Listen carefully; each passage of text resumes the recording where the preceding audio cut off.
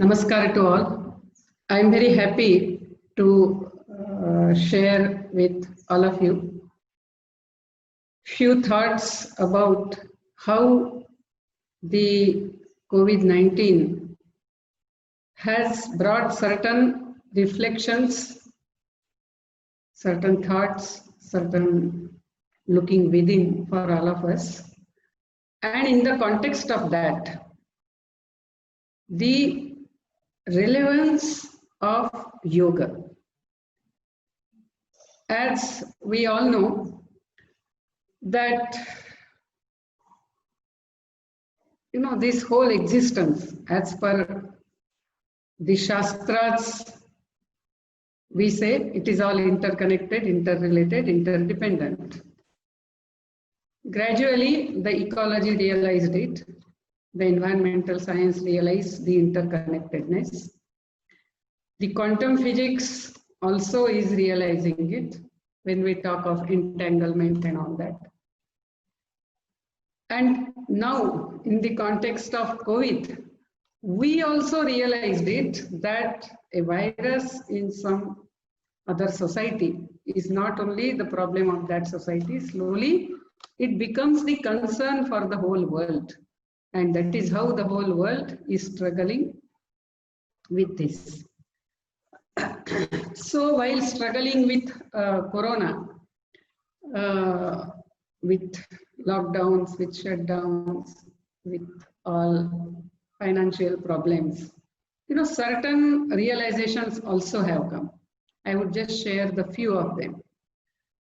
That is, the first is the real problem actually for the whole existence, for the nature, is human greed.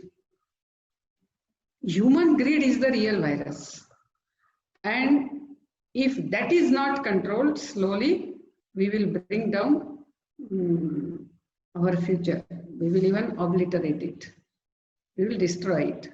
So the realization is that because we were confined, we were to face ourselves. And as Swamiji says, jocularly, we were also talking, face the brute. That is, somewhere we fail to accept what I am. Somewhere we fail to face ourselves. Sometimes we fail to really face what is it that I want to do in life, and we get carried away. And at that time, such situations actually help us to look within and also to understand, or to, so to say, to understand and to look within and find out really what for the life is. So for many persons, this realization also has taken place. Also, the post-COVID situation is, we all know, is going to be a difficult period. A period when economically many of us will not be stable. We will be facing many problems. And it is at that time that with the restraint, with sharing, with hard work, with whatever I have, in that how we shall live with all contentment, that is going to be the challenge for us. Also, one more thing was realized during Corona was that, those who had inner strength, whether it is an individual, whether it is a family, the lockdown helped them to develop their bonds or to enrich themselves. Many persons, they practiced, yoga, many did some good studies. So many things they wanted to read that they did. In families, they devised, many ways how to spend time together, and the bonding increased, not only in families. For example, I come from Vivekananda Kendra. So even when we were sharing with our Purna Kalin Karyakartas that how did you spend your lockdown period, and wherever some 3, 4, 5 Karyakartas were there, they said, we found that our bonds have improved. That is, now we are more connected with each other. But where that inner strength was not there, facing the situation became difficult. and there the problem started. So this corona situation also underscored the importance of inner strength. If inner strength is there, we can face the difficulties very well. Now, in the context of all these realizations or the challenges that are going to come, really, we need somewhere, the humanity needs somewhere to course correct its way of life. And actually, everything is a way of life. Though our today's title is, yoga, a way of life. But truly speaking, everything is a way of life. That is, even a dacoit has his own way of life. So just yoga, a way of life, does not define or does not give us any understanding of what is yoga. Actually, we should say that yoga is a way of life based on oneness. Unless our life is based on oneness, and to realize that we undergo certain practices, it is not yoga. So in the title itself, one thing we have made very clear, that yoga is not just asana and pranayam. There are people, they say, oh, today I couldn't do my yoga, or because in lockdown I did every day very regularly, I practiced yoga. Practiced yoga means what? I practiced asana and pranayam. Generally, unfortunately, we have equated yoga with asana and pranayam, but it is not that simple. Actually, yoga is a way of life, based on oneness. Now, when we say oneness, what does it mean? Many of us in our childhood also, or we must have heard in many places, there is one shloka, Akhanda Mandalakaram Vyaptam Yena Characharam Tatpadam Darshitam Yena Tasmai Shri Gurave Namaha. That is, I was thinking, I am body, mind, intellect, but a guru showed me the path that I am not body, mind, intellect. I am the consciousness which pervades Akhanda Mandalakaram, Vyaptam Yena Characharam, which has pervaded this whole Charachar. So, and Tatpadam Darshitam Yena, that my state of being, who has shown to me, my namaskar to that guru. So when I say I, that I is not just this body, mind, intellect, but my expanding consciousness, or the expanded form of an individual, is the family. The expanded form of the family is the society. The still expanding form of the society is the nation. And the whole, the expanding form of the nation is this whole nature, the creation. So we are all interconnected, interrelated, interdependent. So at a time, I have many identities. That is, I am part of such and such family, I am part of such and such society, I am part of such and such nation, and I am part of all this existence. But this is all Jagat. Jagat means Jayate Gacchati iti Jagat. So this is all apparent. But what has manifested as all this? That is the consciousness, the Chaitanya, the power, the energy, whatever we want to call it, God or whatever, Brahman, Paramatman. What has manifested as family, society, nation, and the whole creation, that is my real identity. That has no death. And yoga is to be one with that consciousness which always is, which pervades this, because of which we see all these changing forms of the Jagat. So Jagat is apparent reality, and the basic reality, or what exists, is that Chaitanya, that Paramatman, that consciousness, and I am that. So the practice of yoga becomes twofold. One is to be one with our real nature, that is Atman, Chaitanya, Paramatman, whatever name we give it.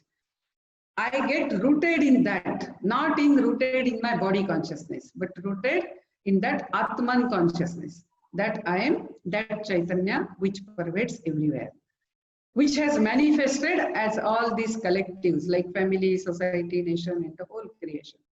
So twofold practice of yoga. In that, one is this, that is, I get rooted in my real nature. I get connected with Atman. So this is one. The second is that that same Chaitanya has manifested as all this. So my body, mind, intellect will be in the service of, to contribute, to bring harmony in the manifested form of Ishvara. That is the family, the society, nation, and the whole nature of the whole existence. So this is what twofold practice is yoga. If I am only trying to connect with my Atman, or to realize, that is Atma Sakshatkar, to realize who I am, but I am not concerned about what is happening outside. I am not contributing to the harmony around me, whether in society, whether in whole creation, whether in family, nation. If I am not doing that, my yoga practice is incomplete. That is what Patanjali Rishi explains, which we shall see. Now coming to the next point, if really it is my own expanded form is the family, the society, nation, and the whole creation, then why don't I feel it? If someone comes and, you know, hurts me or humiliates me, why do I get angry? Because if it is, you know, my own, I should not get angry. This is our experience. You know, when we take food, our tongue sometimes comes in between our teeth, but we don't get angry with our teeth. We don't tell others that my teeth are hopeless, I am going to knock them out. We don't even go and talk about it. We accept that, yes, because it is my teeth, it is my tongue. But when someone else calls me something, hurts me or humiliates me in front of others, why do I get angry? Why don't I feel that oneness? It is because, you know, most of the time our chitta, that is our mind, is always identified with the vrittis. Vrittis means different thought currents. So with that we are identified. It may be body consciousness, it may be I'm so and so, it may be I understand everything, what she knows, why she scolded me like this. And all these thoughts, we are always identified with this. Therefore, Patanjali Rishi says that yogaha chitta vritti nirodhaha. You just quieten all these thought currents, and automatically your real nature, which is always there, you become one with it. But it is very difficult because the mind has three types of doshas, or three problems we can say. One is mala. Mala means impurity. Then vikshepa. Vikshepa means disturbance. And avarana means covering. For example, suppose there is a pond, we want to see the bottom of the pond. You know, if the water is dirty, we cannot see. That is, impurity is there, mala is there, we cannot see the bottom of the pond. If the water is disturbed too much, you know, then also we cannot see the bottom of the pond. And if suppose that pond is covered with the weeds, then also we cannot see the bottom of the pond. So same way, for our mind, the mala is, you know, our motives, our intentions. Anything that I want to do, what is the motive behind it? If I talk something to someone, what is the motive behind it? Is it to hurt someone? It is to humiliate someone? It is to, you know, I just falsely praise someone because I want to get my work done. So whether my motives are pure. So first is that mala. Our vikaras are also there. That is because of jealousy, I talk something. Because of moha, I talk something. Because of greed, I project something else. So that all our shadvikara, that all comes in the mala. Then vikshepa. Vikshepa is mind is agitated. It is always agitated because of two things. You know, one is what happened in the past. That is, this happened so and so, he talked like that, this happened, and you know, all that, our continuous complaints. There are some people, you know, you listen to their tone is always, that is, you know, aisa kiya, you know, this happened like that. They are always in complaining mode about the past. Or brewing over that, oh, it happened like that, it happened like that. And another thing is, what will happen in the future? So the worry over the future and the grief or the anger over the past or complain about the past. So these two things, this is Vikshepa. We never live in the present moment. Yes, now what I have to do, I will do it to the best of my ability. Whatever has happened, happened. What is going to happen, I do not know. But this moment is real. So actually the realization is here and now. The real yoga way of life is living in this moment and doing what is to be done. So, but Vikshepa always keeps us either in the past or the future. So that's why our mind is agitated. And third is Avarana. Avarana is body consciousness. When I say Nivedita in front of me, immediately this physical existence only comes. My physical mind, that is, the mind is also part of the body, as you know, the Upanishads say. We are not going into that. Only that comes. If that is there, then my reactions also will be always from body consciousness, that is from Deha Buddhi. So that is Avarana. So these three problems which are there, Mala, Vikshepa, Avarana, because of that, I am unable to see that everything is only manifestation of Atman. As in Bhagavad Gita, Bhagavan Sri Krishna says, Atmavat Sarva Bhuteshu.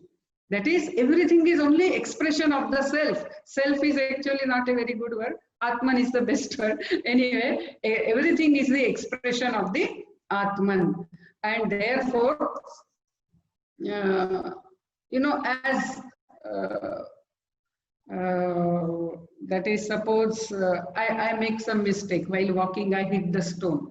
What do? We accept whatever has happened. So same way, maybe, you know, my wife is shouting at me, my father doesn't understand me, my colleague, you know, is always trying to humiliate me. I accept that, yes, things are like that. We cannot change anyone. We can only change ourselves, raise ourselves to the higher level and accept the things and proceed ahead. Anyway, this is a big topic. We shall go, if time permits, later into that. Now coming to the how do we purify our mind, get rid of all this Mala, Vikshepa and Avarana.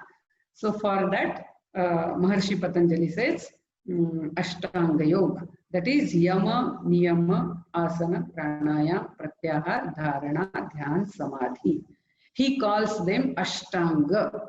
That is Anga. They are part. They are not steps. This is we have to understand very clearly. Steps means when I climb one step and climb to the second, you know, the first step is not required to be done. That is, I should not stand down first. If I go on second, if I leave first, then only I can go second, third, fourth, like that. But this is not like that. These are Ashta Angas. So they all have to be practiced together integrally. This is one very important point.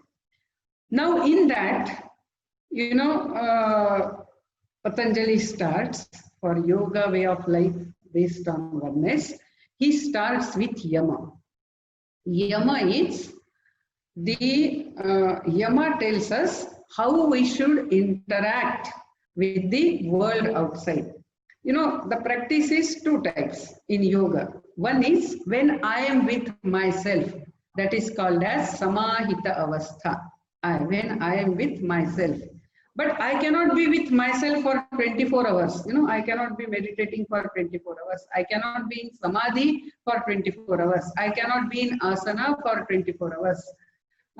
Because we have to work for our taking care of our body, you know, earning for our family, taking care of our family. We have to work. So one is Samahita Avastha, when I am with myself. The other is Vyuthana Avastha, when I am interacting with the universe. That is, I am interacting with the family members, with my colleagues in the society, for the nation, and for this whole nature, whole creation, whole existence.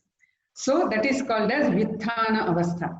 And these Yama are, you know, to be practiced when we are in Vyuthana Avastha.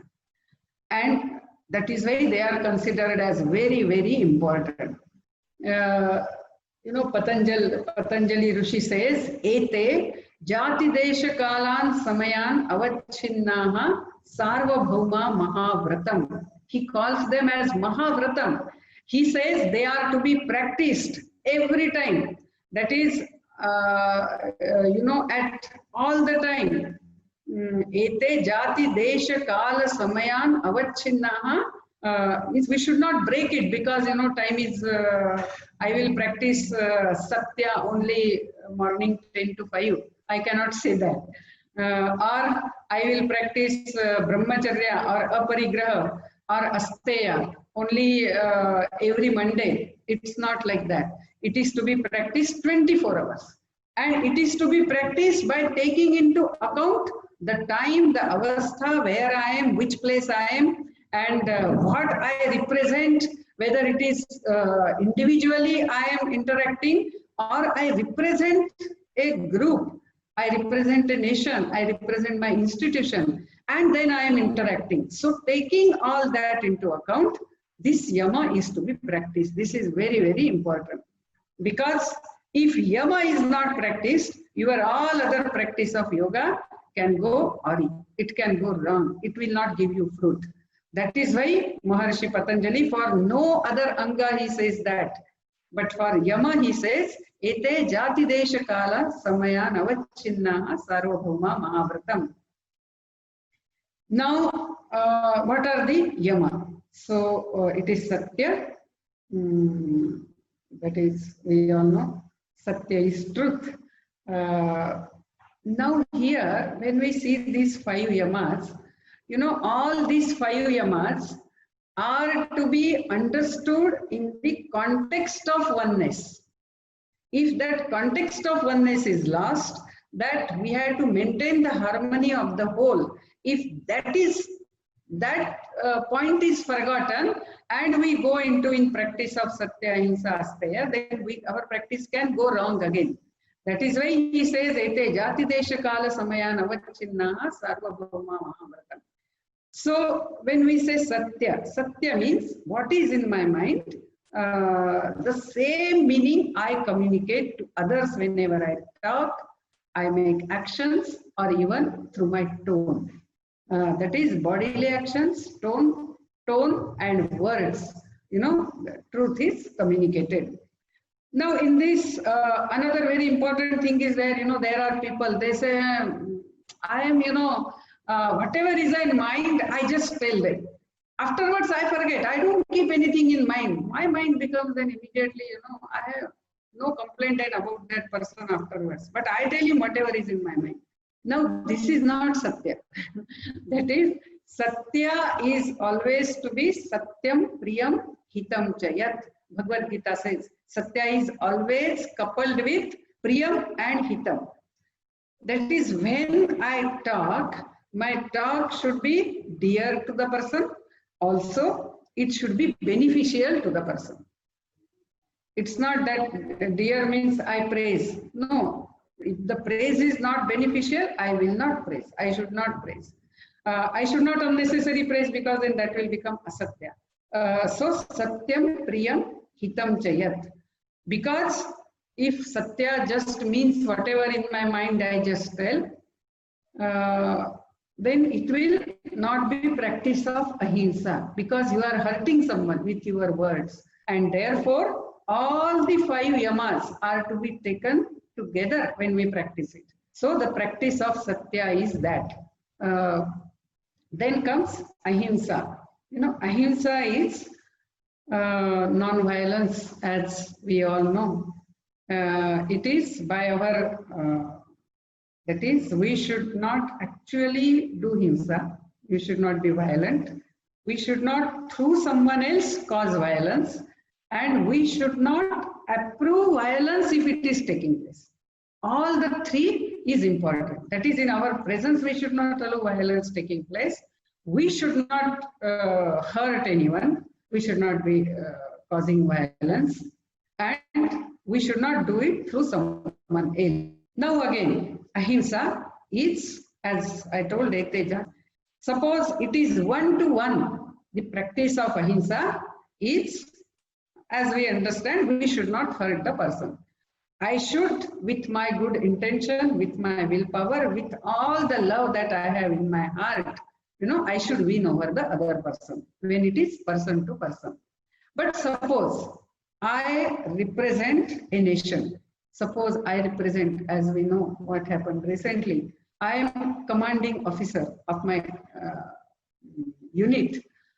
At that time, I cannot talk of, I will not hurt others. After all, they are also human beings. We cannot talk like that. Because to maintain the harmony, the oneness of the whole, or for what I represent, if I had to fight, even that fighting is non-violence. That is, in this, ahimsa does not become collective value. That is what Krishna told to Arjuna, that all along your life you have prepared yourself to, to protect the dharma, to contain the adharmis. And now when the time has come, you say you will not do it, and you are talking of personal value, when you have the responsibility of the collective. So that is containing the violence of a violent person becomes the practice of non-violence. So this also we have to understand it. Otherwise, as Savarkar used to say, we go in Sadguna Vikruti. So this is practice of ahimsa. Then comes asteya, very important thing. Asteya means non-stealing. Now, many will say that at least this we are not doing because we don't steal. So at least asteya we are practicing.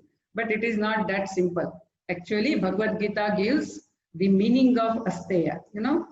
Since I was born, my family, my society, this whole nature, my culture, it has nurtured me. And that's how I have grown up. I have grown up in a culture where I can laugh, I can smile, I can sleep happily. I have same parents in the home. My parents don't change every 6 months. I have all this. And so much I have got from my nation, from my society, from this whole nature, from my family.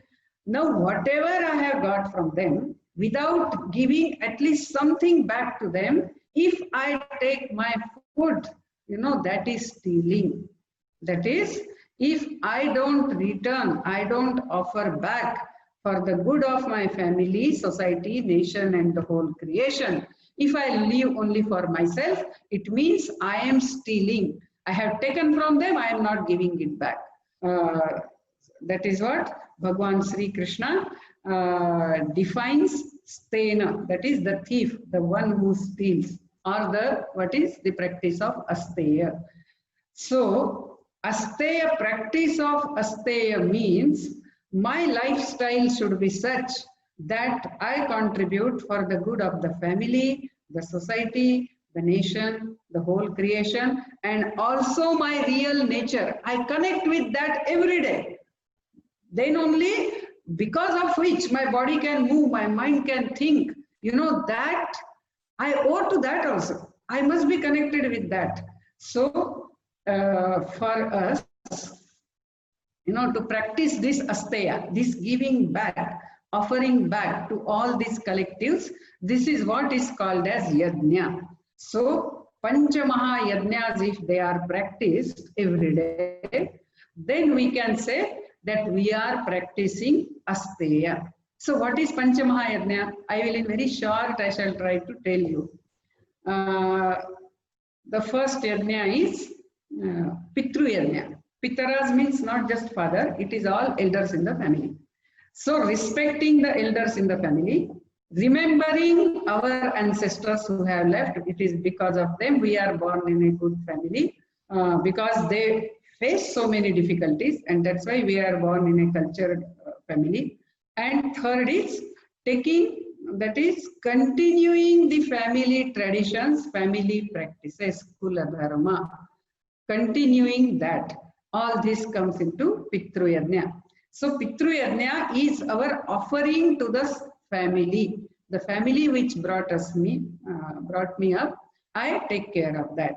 The next Yajna is Nara Yajna or Bhuta Yajna. In that, one thing is that every day I get food to eat. So as I start earning, because of me, at least every day one hungry stomach should get food. Now we cannot search every day in today's lifestyle. So therefore, every day while cooking, we remove handful of rice or handful of wheat, keep it aside, and then when the bag is full, we go and offer it to some poor person. The second is all the guests, the dependents on me, whether animals, servants, my parents, my children, they all are taken care of nicely. That is second thing. The third is in Narayajna or Bhuta Yajna, that I give my some specific time, energy, money for the good of the society without expecting anything. Okay, so Narayajna and Bhuta Yajna means three things.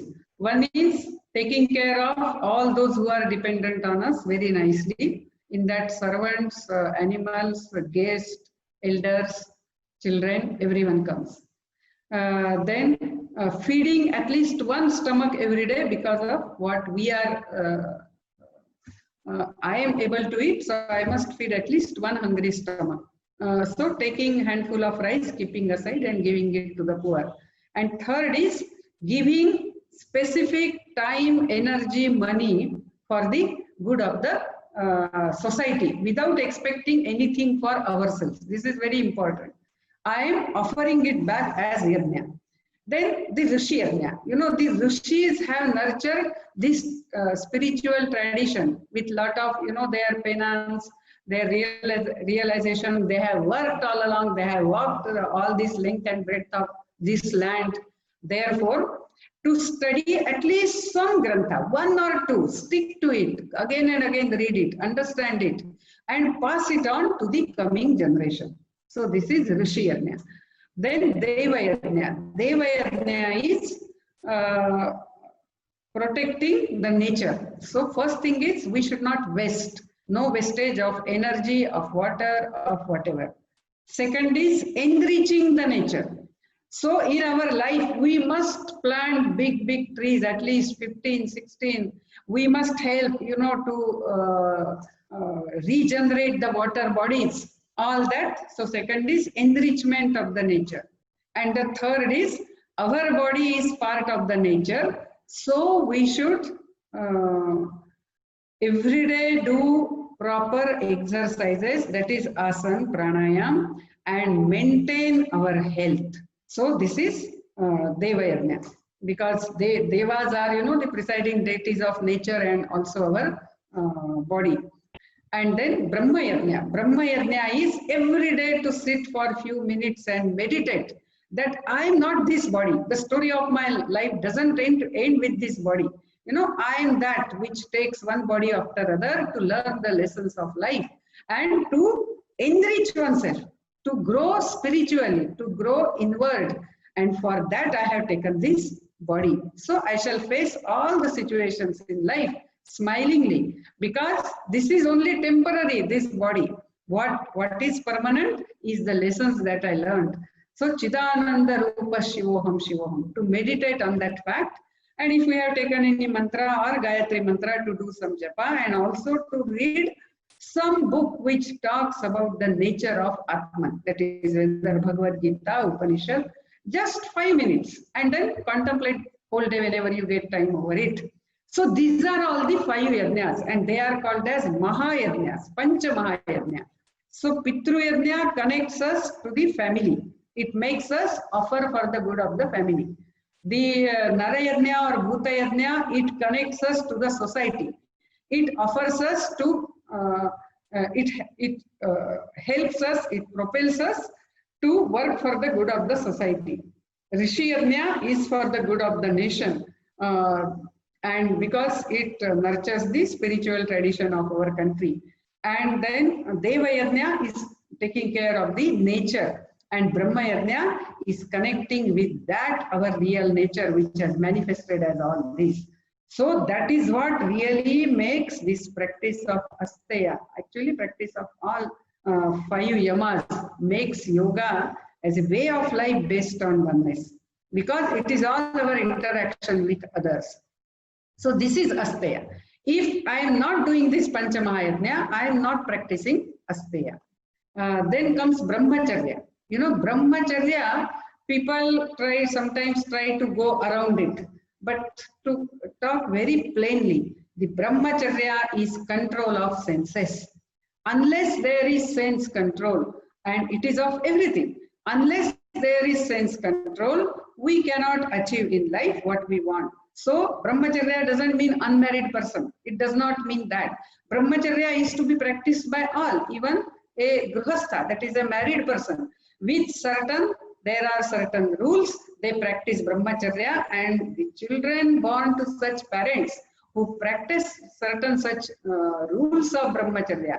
In that, of course, one important thing is they are very loyal to each other. You know, they don't betray their spouse, and their mind doesn't go anywhere other than their spouse. They are completely connected with the spouse.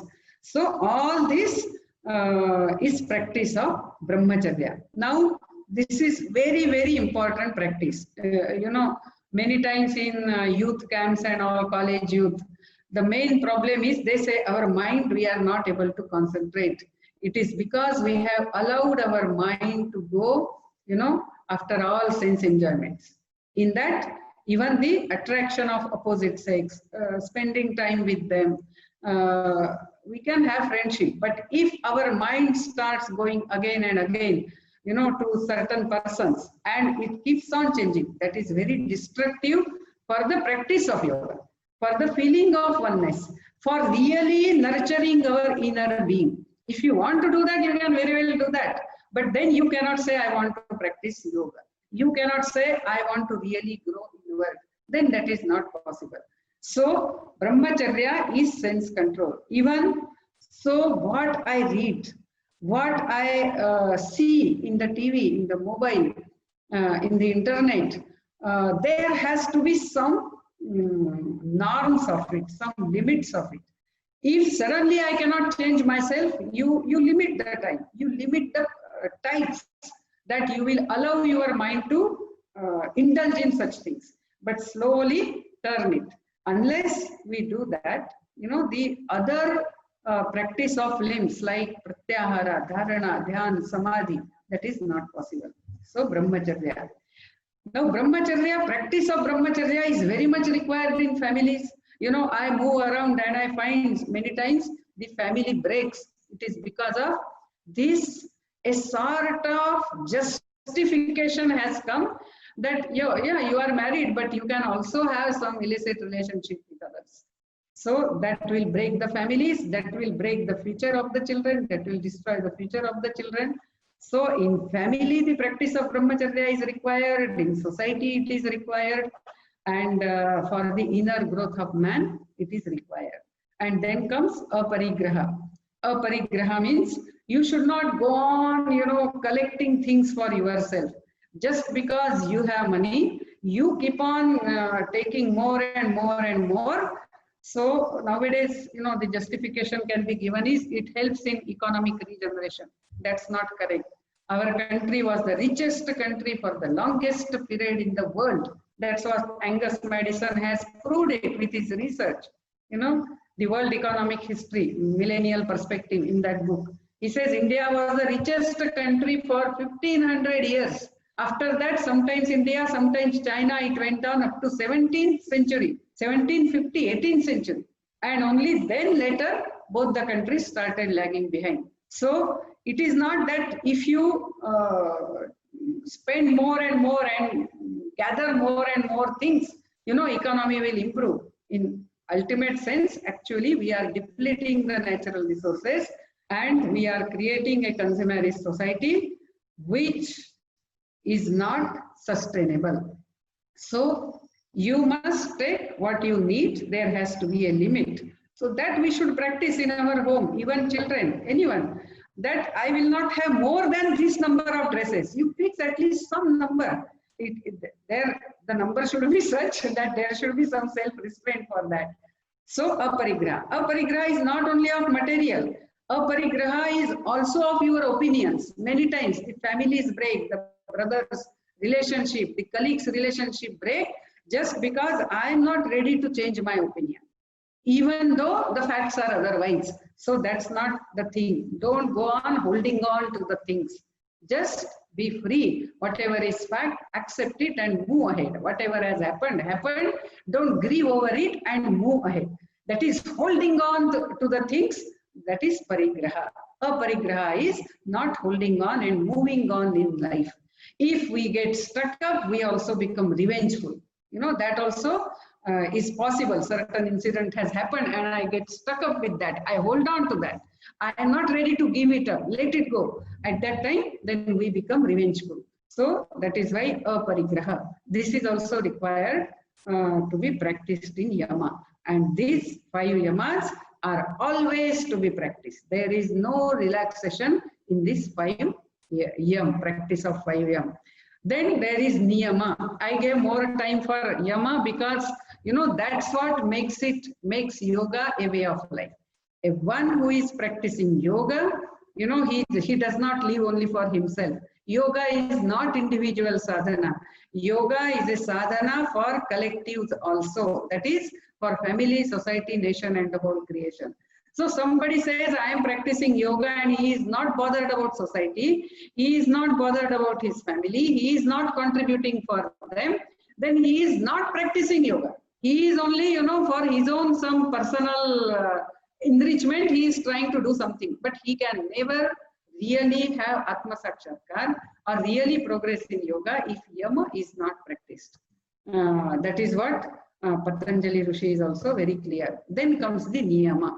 Niyama are those which help us, you know, to develop in proper way so that we can practice yoga properly. So the niyama, we can say, is attitude towards our individual practices. So one is, the first is shaucha. Shaucha means purity. That is the inner purity and outer purity. Today we are talking of Swachha Bharat. Actually, if we read the descriptions of UN Sangh and all, when they had come about Kashi, Varanasi and so many places, when they describe, you know, India was the cleanest country because of this practice of Shaucha. It is internal purity, that is my motive should be pure. Whatever I do, the inner thought is not wrong, is not to harm someone, is not to put down someone, is not, you know, selfish, but it is for self-enrichment. So, Shaucha, the inner Shaucha and also the outer Shaucha. The room where I stay, things are like that, cobwebs are there, the things are scattered, not like that. You just try it. If your room is like that, you clean it nicely, arrange things nicely, and we ourselves feel, you know, very free inside. So this practice of Shaucha. Shaucha, then Santosh. Santosh means be always happy in whatever situation you are. That doesn't mean you should not strive for the better things. It does not mean at all. But if you keep grieving, your capacity to strive get affected. And therefore, you know, in life we should know how to laugh, how to smile. It should not happen that more and more old I become, you know, I lose the capacity to smile and laugh. So we should be smiling, happy. Whatever it comes, it's all right. Okay, if it happens like that, it has happened, that's all. And smile over it, give a good laugh and move ahead.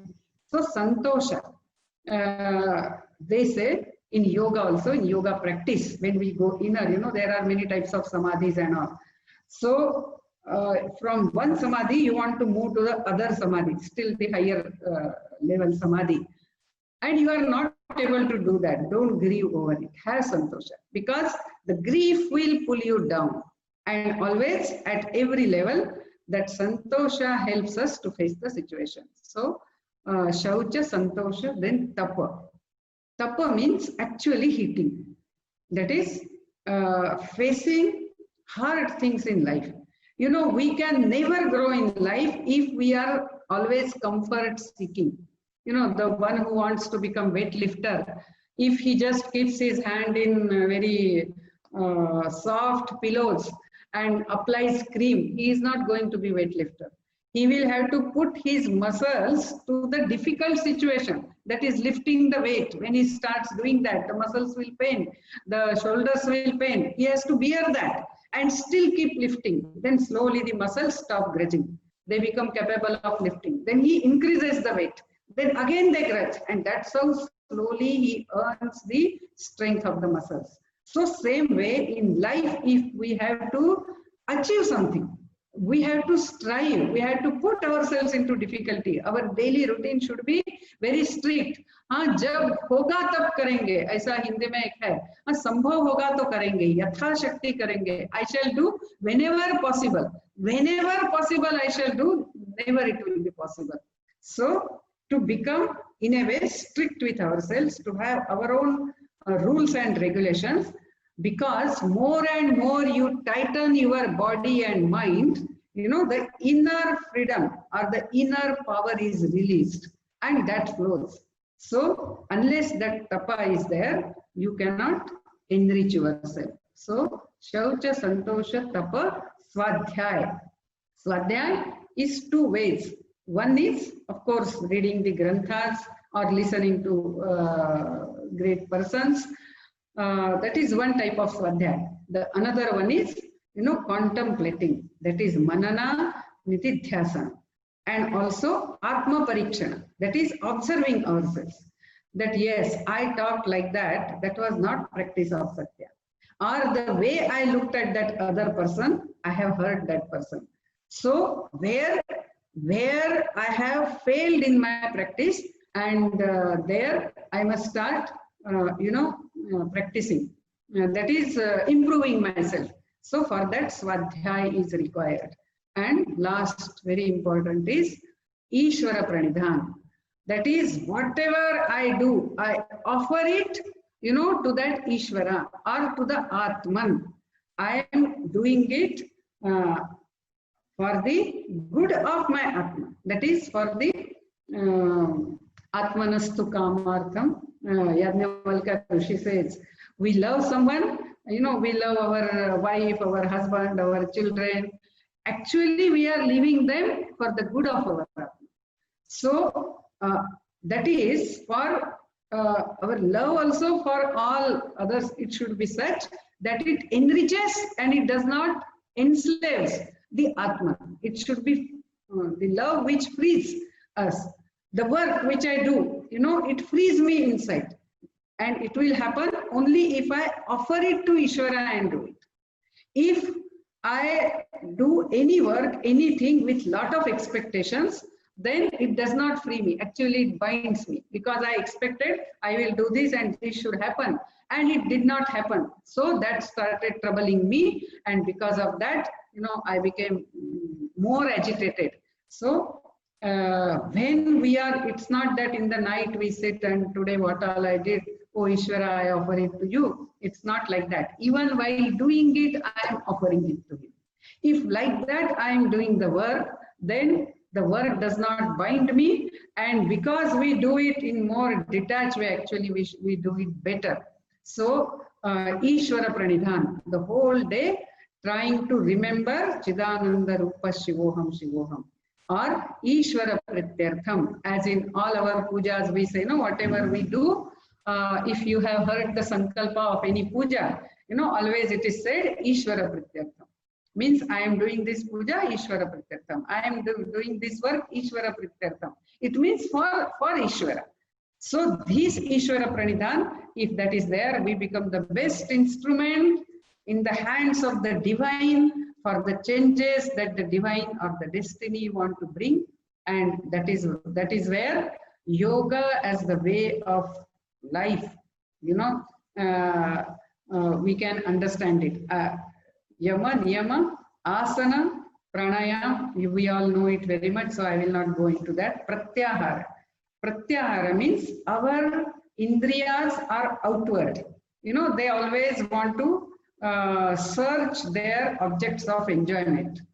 But slowly by practice, I learn to turn my Indriyas inward. That is, they try to go towards only Atman. So they are happy only with Ishvara, with Atman. So to start with, we can simply practice it that my Indriyas should not go in unwanted thing. All the 5 Jnanendriyas, even Karmendriyas. So Pratyahara, then Dharana. Dharana means focusing our mind on certain specific place. It could be a subject, it could be a book, it could be a murti that we have taken for meditation, whatever. So Deshabandha Chittasya Dharana. Our mind is, you know, our chitta is confined to only that area. It doesn't go anywhere else. And then comes Dhyana. So then in that, with one bhava, our mind becomes one with that. So there is no existence. That is, the mind is quietened. And then comes Samadhi. In Samadhi also there are Sampradnyata Samadhi, Asampradnyata Samadhi. In that also 4 types are there. Anyway, we did not go into that because our topic is more as way of life based on oneness. Now when we come to this, the fact that the whole world, you know, is facing the problems like disintegration of families, of societies, even man himself, his body, mind, intellect are not together. They are not integrated. Body is tired, mind does not allow to sleep. Mind knows what is good, the body doesn't allow to do it. So that integration is not there. So this is another problem. Disintegration is a problem. Another problem is sort of meaninglessness, that what for I am living? What is the purpose of life? Or another thing we see, you know, the problem is many times I cannot go with others.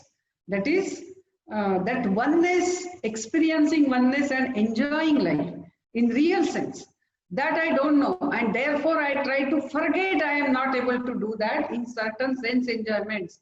Then I try to provoke more and more and want to go into that. I am only trying to avoid the problem, run away from the problem. So all these problems are there, and that is why when our Prime Minister had put forward the thought that there should be international day for yoga, you know, immediately 177 countries, they supported it, because really that connecting with the larger self, connecting with the inner self, both practices are required. So you see the hand of destiny into that. Though today world thinks yoga means asana and pranayam, but we in India at least should use the Shastra fully. You know, this Shastra is to help the individual as well as society, as well as the whole existence. And if we don't realize that, and if we use only like asana and pranayam, it is like, for example, a soldier is given AK-56 and you know, he doesn't know its use. He is using it like a stick. So it is Atma Hanana of that AK-56, that gun. So same way, if we do only asana and pranayam, we are doing Atma Hanana of the Yoga Shastra. The Yoga Shastras, which its efficacy is for the whole existence. And we are limiting it only to reduce my weight and to concentrate my mind. That is, really we are in a way belittling our rishis. So that should not happen. So in India, yoga should become our way of life that is based on oneness. So practice of all this has to come. And if we can really, in that sense, we can take it. And there is another point, the spirituality, as Swami Vivekananda said, India has this mission to spiritualize the whole world. Spirituality cannot be taught as physics can be taught, chemistry can be taught. Spirituality cannot be taught. Spirituality has to be lived. Only when we live it, then we radiate it, we transmit it. It can be only transmitted. It cannot be communicated. It cannot be taught.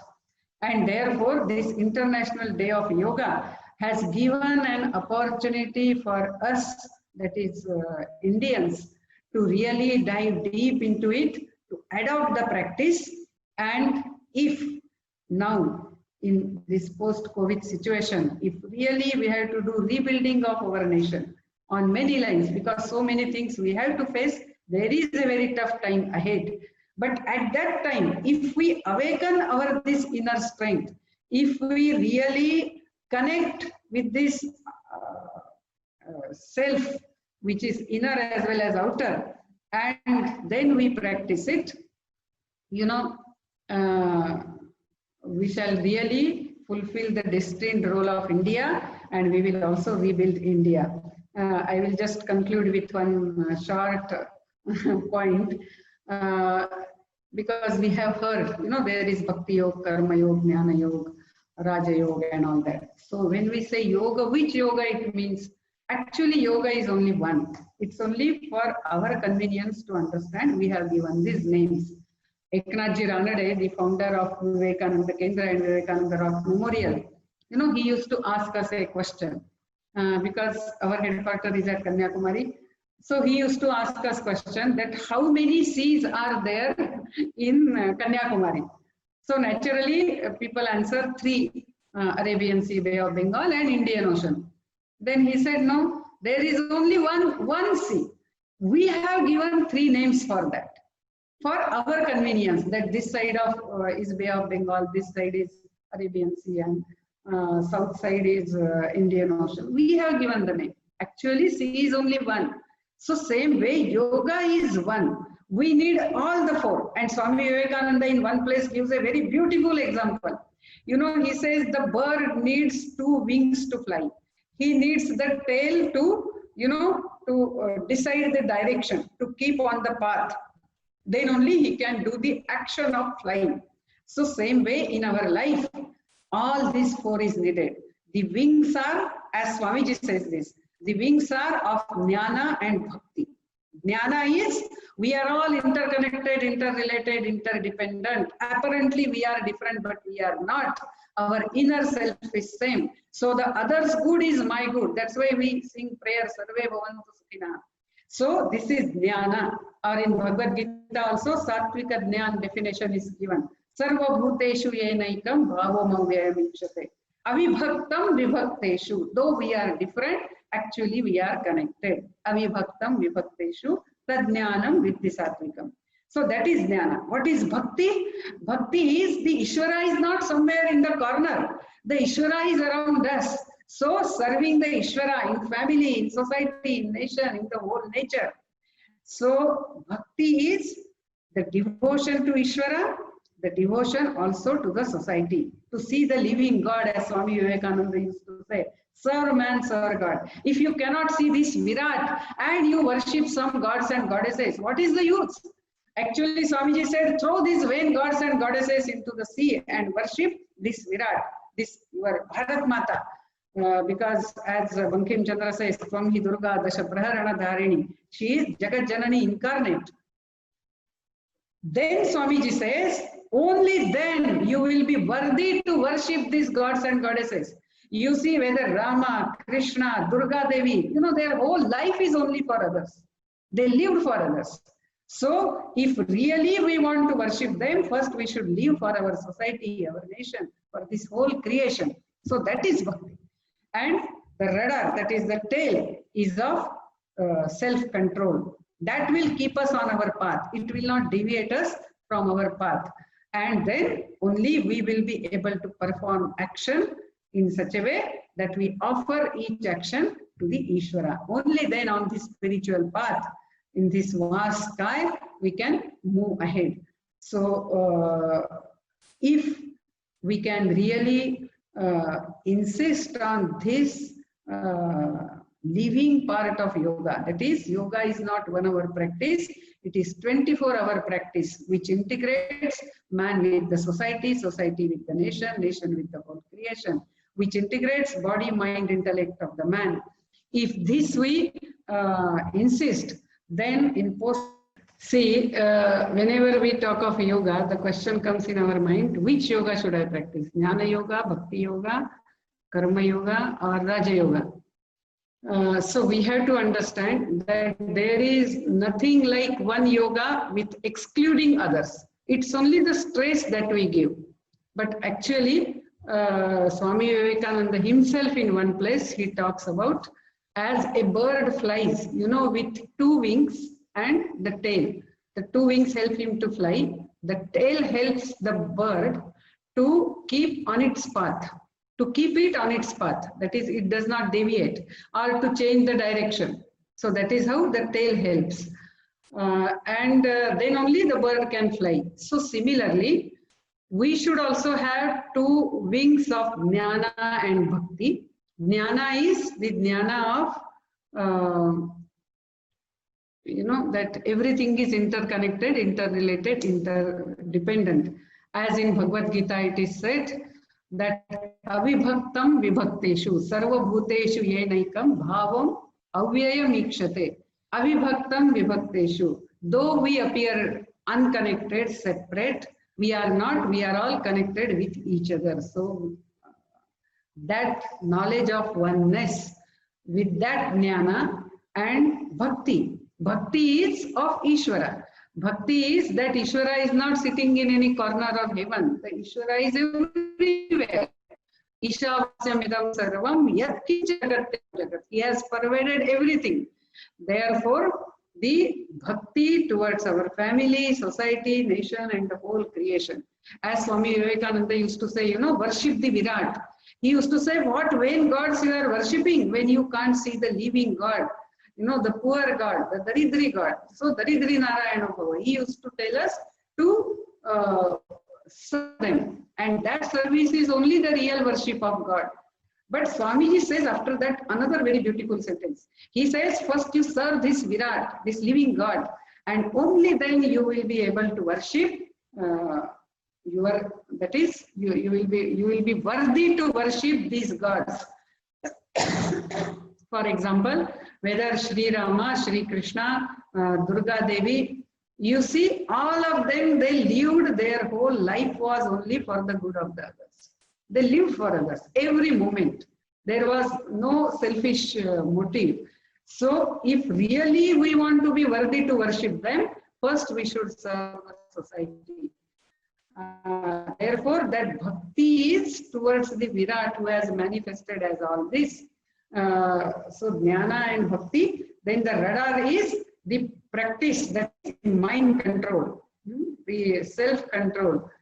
So in that asana, pranayam, pratyahar, all that comes. So that is the radar, and that is the tail. Sorry, radar. That is the tail. And with these three, then we can with these three can perform the action. How again that action is to be performed? That is always to be offered at the feet of God, Ishvara Pranidhan. So all the four yogas combined together only, we have to do practice of yoga. As I told earlier, I don't know whether that was heard or not, Mananiya Eknath Ji,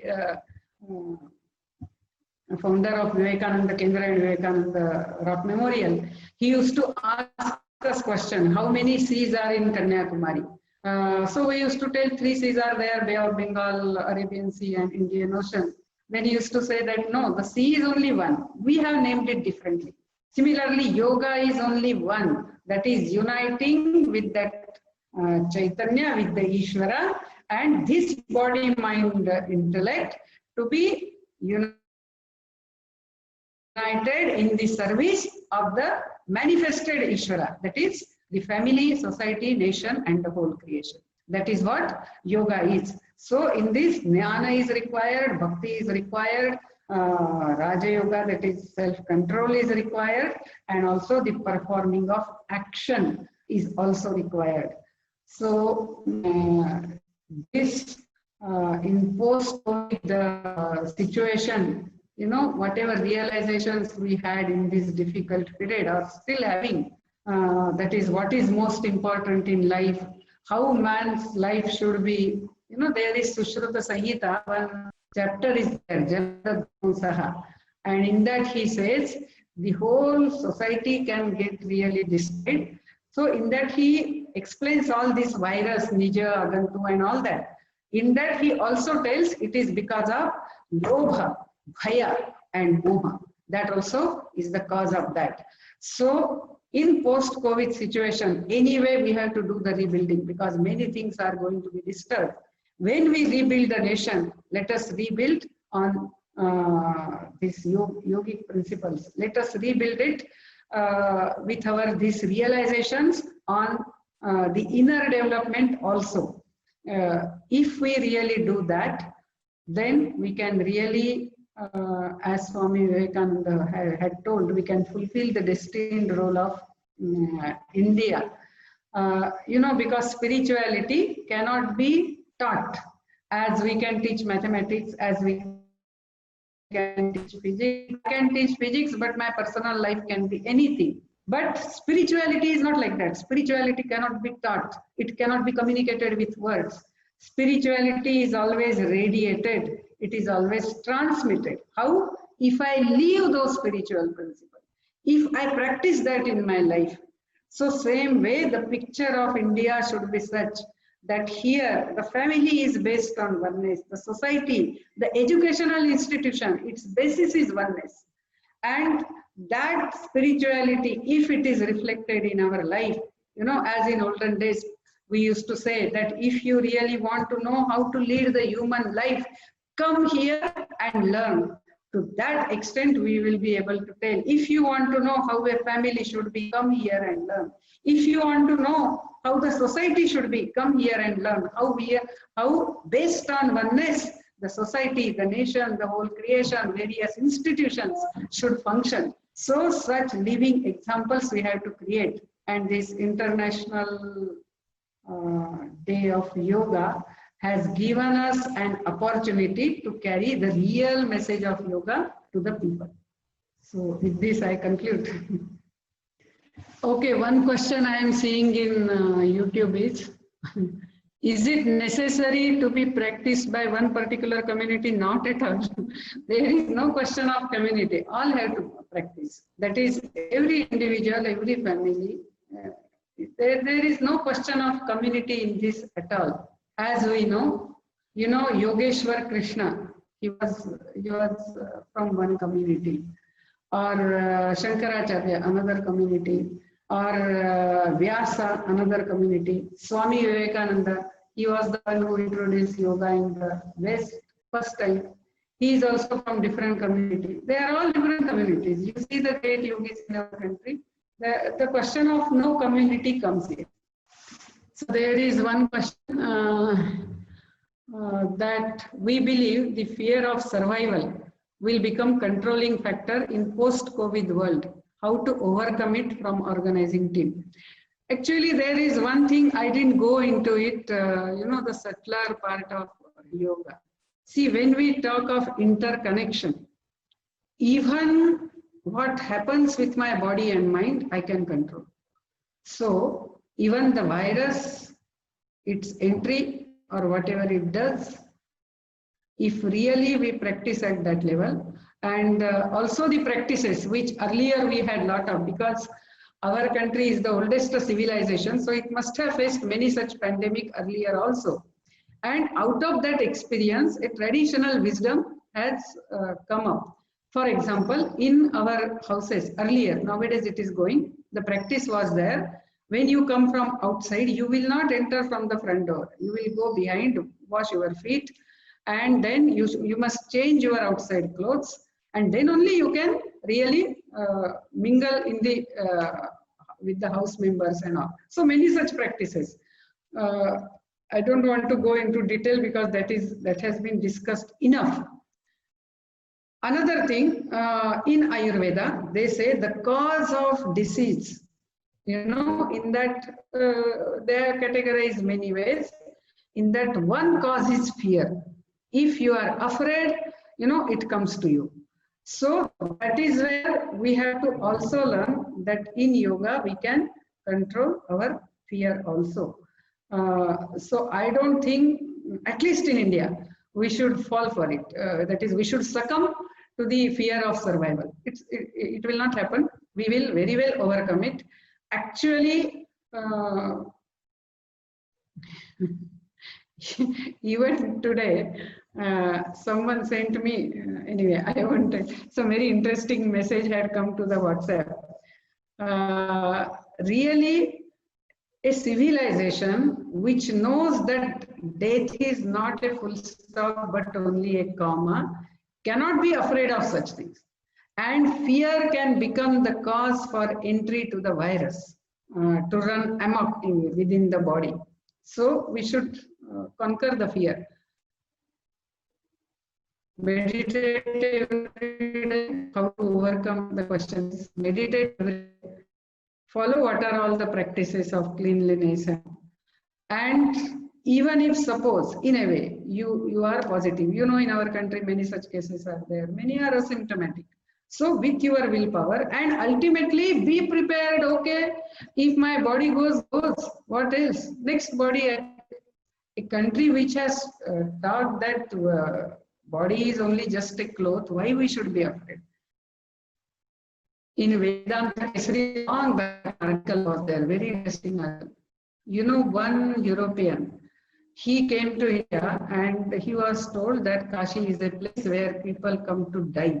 So he was thinking, when I visit Kashi, I won't be able to look into the eyes of people because they are waiting for death. What fear will be there of death in their eyes? So first time when he came, he avoided even looking at those people. Then slowly he got more and more acquainted with the Indian civilization. And then one day, again once when he went to Varanasi, he said, I dare to look into their eyes. And he said, I was surprised to find only peace in those eyes, silently waiting for the death. Anyway, time is up, the body is to be given up. So that calmness, that firm faith, that the soul doesn't have any death, it can take another better body. We must practice it, inculcate it with meditation, with Swadhyaya. We should control the fear. While talking, you know, I use two words. That is the apparent reality. So world is Maya means world is apparent reality. It is there. It appears today, and as long as I have body consciousness, for me it is not a Maya, it is real. Once I get established in my Atma consciousness, that is the Atma Buddhi, then I will know this is Maya and I will see what is reality also. But till I realize that, I should employ, that's why the body, mind, intellect should be employed in the service of this manifested Ishvara, which is apparent reality. And the permanent reality is Ishvara, which is unmanifest. So Jagat keeps changing, the manifested form keeps changing. So our body, mind, intellect, that is the form, the Deha Buddhi, should be in the service of the apparent reality. So it's not Maya. As long as for me matters, that is my body matters, my mind matters, the world is not Maya for me. It is a reality. And therefore I should serve it. There is one question here, Meenal Kulkarni, Tvam hi Durga Dashpraharani. Uske baad connection nahi tha. If possible, please repeat this example. मैंने बाद में repeat तो किया, सिर्फ ये example नहीं किया था. तो जब bhakti, that is when we talk of bhakti, that is the bird flying example, no? That is, we must have these two wings to fly in the sky of spirituality, to move towards our goal. In that, the bhakti is of Ishvara. It is also of society. It is also of this nation, because it is not just ordinary nation. It is, as Bankim Chandra has Tvam hi Durga Dasha Praharana Dharini. As Shri Aurobindo has said, she is Bhavani Bharati. As Swami Vivekananda had said, that this ancient mother of ours is rising again, more glorious than ever, and proclaim her with the words of peace and benediction. Because she is a divine mother, she will not hurt anyone. So whenever she rises, it is always in the interest of humanity.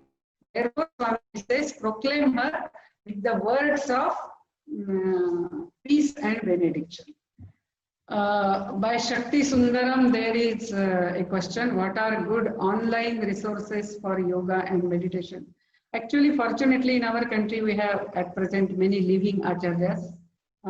And in this lockdown period, the organizers of their ashramas were generous enough to share with us a lot of material. So we can look into that.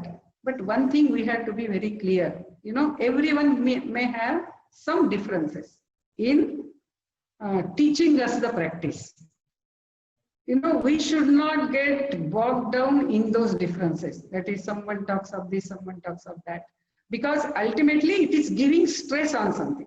So don't get carried away by differences and then keep on saying, this is not, practice is not proper, this practice is proper. Don't do that. Again, my connection is unstable. So what suits you, in what practice you feel better, you stick on to that. Don't comment on others. Everybody is taking some part of it to the people. So there is many things available. You can go on that. But if the stress is given only on asana and pranayam, then that is not a complete practice of yoga. That you please understand. And you practice complete yoga. That is starting with yam, niyam, asana, pranayam, everything. That is what I may suggest. There is one more question in YouTube, that while living in present, should we forget the history that is past? Not at all. I didn't mean it like that. We worry or we grieve over what has happened. That should not happen. You take the lessons of the past, take inspiration of the past, but live in the present. If you are grieving, if you are angry, if you are agitated, then you are not learning lessons from the past. You are stuck up in the past. So don't get stuck up in the past. That's what I meant.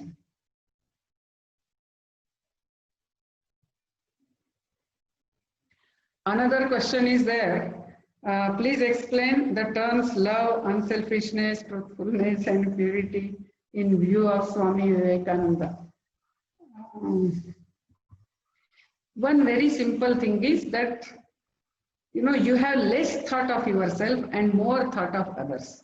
You think less of yourself and you have more concern for others. That is what is unselfishness. That is what is love. That is what is truthfulness. Of course, it's slightly different, but I can say that is what is integrity. So, for example, the mother, she does not, that is when that young woman, she sleeps like a log. If you call her, she is very fast asleep. But once the child is born, the baby, small baby, 1 foot baby, and that baby, even if little bit moves and makes a sound in the bed, the mother is awake. Earlier, even if someone shouted her name, she won't be awake. Now suddenly she is awake. Why like that? It is because of love. Now more thought is of the son, of the child. Earlier, if you get some sweets, you will eat yourself. Now your baby likes it so much and you have only 1 piece. You happily give it to the baby.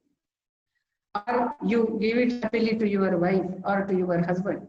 Or you happily give it to your brother. Such examples we have seen. That a very, very poor family, the girl, she gives her chapati to the younger brother. We have such examples. So the love is this, that you think more of others, and to start with, this is what it is.